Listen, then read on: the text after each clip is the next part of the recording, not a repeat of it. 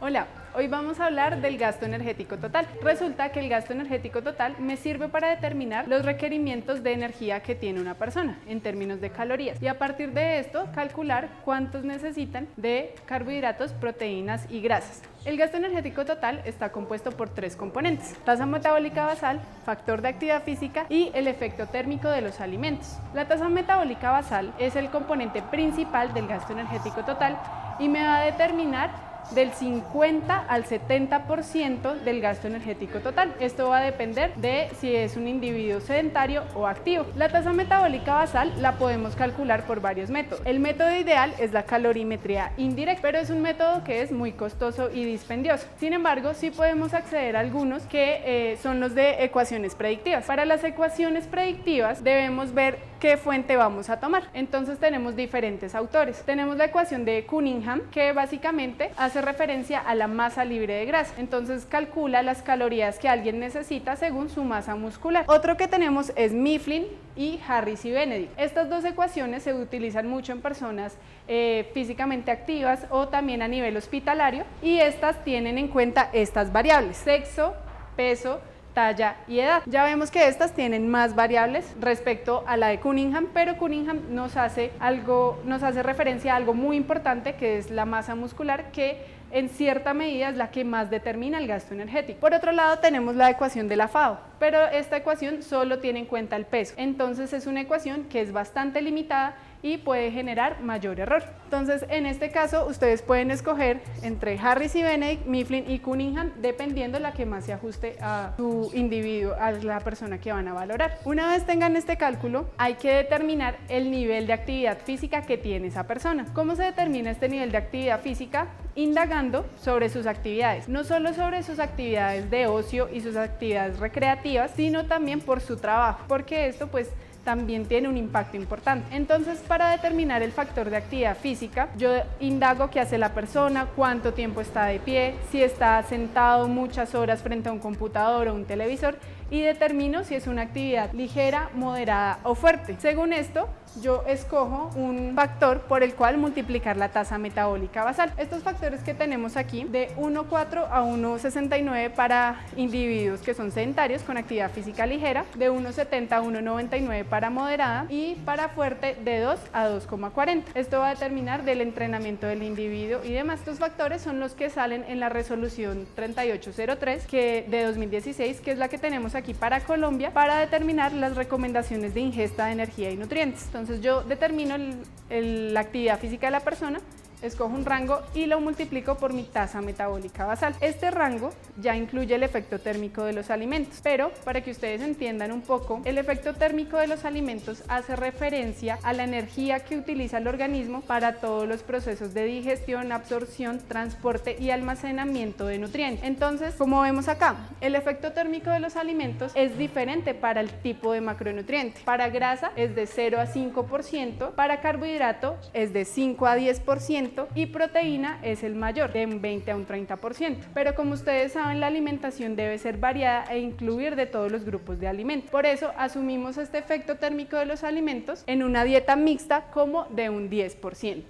Una vez yo he calculado mi tasa metabólica basal y definido mi factor de actividad física, los multiplico y obtengo mi gasto energético total, teniendo en cuenta que este factor de actividad física ya me incluye el gasto dado por el efecto térmico de los alimentos. Pero entonces necesito saber si este gasto energético se ajusta a las necesidades, y esto va a depender del objetivo nutricional. Si mi objetivo nutricional es mantenerme en ese peso, yo hago todos los cálculos con el peso actual, pero si yo quiero disminuir porcentaje de grasa corporal o aumentar masa muscular, voy a hacer los cálculos de tasa metabólica basal con mi peso ideal. Ese es un método. El segundo método es calcular todo con el peso actual y hacer un ajuste energético. Para pérdida de peso debemos hacer un déficit calórico. Este es de aproximadamente menos de 250 a 500 calorías al día. Es decir, si me dio un gasto energético total de 2.500 calorías, yo hago una resta y la dejo entre 2.250 150 y 2000 calorías por día, con el fin de obtener una pérdida gradual de peso y de que esta pérdida de peso no sea mayor a 1% por semana, con el fin de conservar esto. Si yo tengo una pérdida de peso abrupta, seguramente el organismo va a iniciar unos efectos contrarreguladores para volver a ese peso usual, entonces debe ser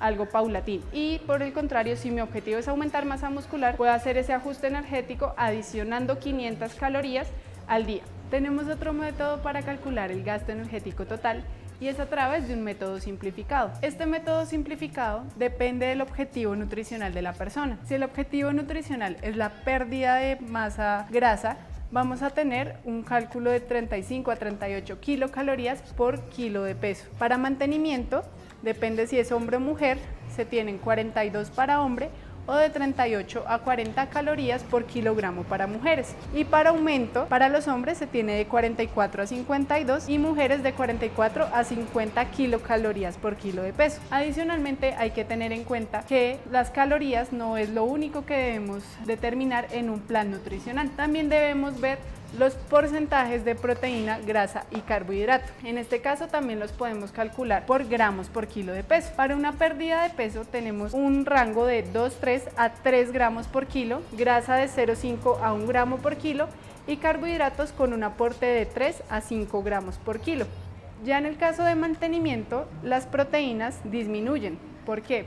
Porque aquí en la pérdida de peso esto nos da una dieta hipocalórica y las proteínas van a permitir el mantenimiento de la masa muscular. Sin embargo, va a haber una pérdida de tejido adiposo por el déficit calórico dado por grasa y carbohidrato. En cambio, en el mantenimiento, con un rango de 1,4 a 2 gramos de proteína por kilo está bien. El porcentaje de grasa se va a dar por el restante de lo que me dé la proteína y carbohidrato y el aumento sí va a tener un cambio.